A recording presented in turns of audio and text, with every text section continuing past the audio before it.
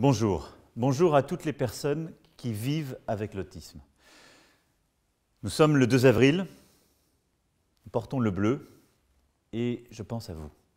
J'imagine votre inquiétude en ce moment, les émotions que vous pouvez ressentir et j'essaie de me mettre à votre place. Depuis le confinement qui a débuté le 16 mars dernier, vos habitudes ont changé et vous êtes peut-être un peu perdu. Vous aviez l'habitude d'aller travailler ou d'étudier tous les jours quelque part et du jour au lendemain,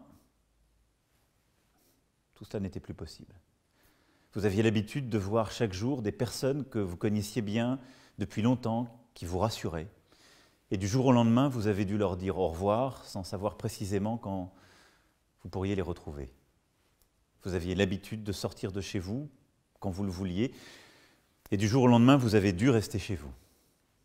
Vous aviez l'habitude d'aller dans la nature, les endroits qui vous étaient chers, où vous apaisez, et du jour au lendemain, le parc où vous aimiez aller, l'endroit auquel vous étiez si attaché, a fermé.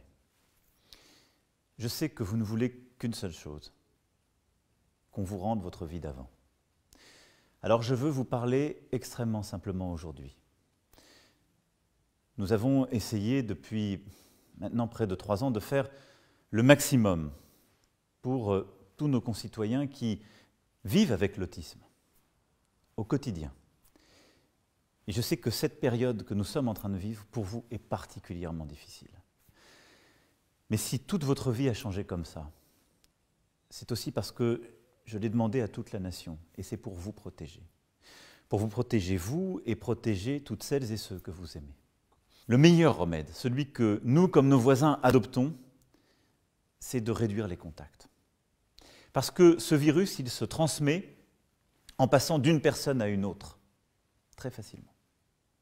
Et donc, pour protéger l'ensemble de nos concitoyens, les personnes les plus fragiles, qui ont déjà des maladies ou qui sont plus âgées, pour protéger aussi nos soignants, nos hôpitaux, nos services de réanimation, eh bien, ce que j'ai demandé à toutes les Françaises et tous les Français, et donc à vous aussi, c'est de moins vous voir pendant un certain temps, de réduire vos contacts, de ne plus sortir, de respecter ce qu'on a appelé le confinement, c'est-à-dire pour toutes celles et ceux qui le peuvent, de réduire les contacts avec l'extérieur, pour arrêter de faire circuler le virus. C'est pour ça que vos habitudes ont changé. Mais vous pouvez maintenir une régularité et une routine aussi chez vous. Vous pouvez passer du temps à faire des choses qui vous intéressent, développer de nouvelles passions. Vous pouvez continuer à apprendre depuis chez vous. Beaucoup de choses ont été faites pour la culture, l'éducation, les jeux, pour essayer aussi de développer beaucoup de choses depuis la maison et en ligne. Je sais que pour certains aussi, les écrans ne sont pas l'idéal et ne sont pas toujours bien supportés, acceptés. Vous pouvez aussi maintenir le lien avec les personnes qui vous manquent, en écrivant pour prendre des nouvelles, en appelant, par le téléphone, pour ceux qui le veulent aussi et le peuvent par vidéo. Ces petits rites, ces contacts, vous pouvez les maintenir sous une autre forme. Il faut aussi le faire pour garder des repères et vous dire que même si vous ne pouvez pas en ce moment être près d'eux, ceux qui vous sont chers, vous pensez à eux et ils pensent à vous. Pour certains d'entre vous, rester enfermé chez soi est une épreuve, je le sais. Je sais que ça vous déstabilise très profondément, et ça fait parfois monter l'angoisse, une angoisse que vous n'arrivez pas à contenir et qui est dure pour vous et pour vos proches. Alors je voulais vous dire qu'un très gros travail a été fait, et j'ai une bonne nouvelle pour vous.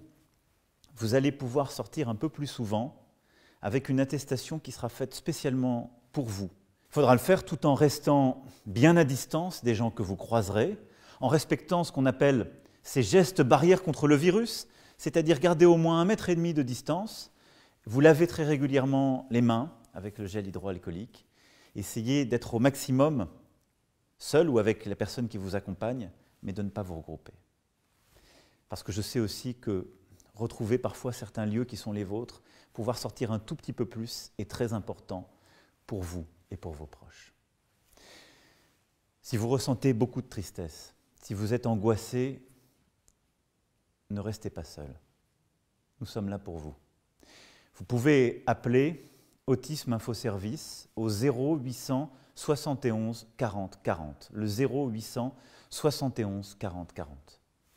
Vous pouvez aussi solliciter un soutien sur le site en cliquant sur le lien en légende. J'ai aussi une pensée pour toutes celles et ceux qu'on appelle les aidants, vos familles, vos proches, les associations qui s'occupent de vous. Je veux leur dire merci. Merci pour tout le travail qui est fait, pour votre engagement. Merci aussi quand vous êtes en situation de rester avec votre enfant, votre proche, celui que vous accompagnez pour tout ce que vous faites en ce moment. Et je sais que beaucoup d'entre vous traversent aussi un moment qui est difficile. Tous ces changements ne sont que temporaires. Vous allez retrouver votre vie d'avant, je vous le promets. Vous allez le retrouver parce que cet ennemi invisible qu'est le virus, il n'est pas un ennemi invincible. Et parce que tous ensemble, nous apporterons notre pierre, notre contribution, nous arriverons à le battre. Et c'est cet effort que je vous demande en ce moment. Alors je vous promets que vous retrouverez votre vie d'avant. Je vous dirai quand ce sera à nouveau possible. Soyez forts et courageux. Et je pense très fort à vous. Merci.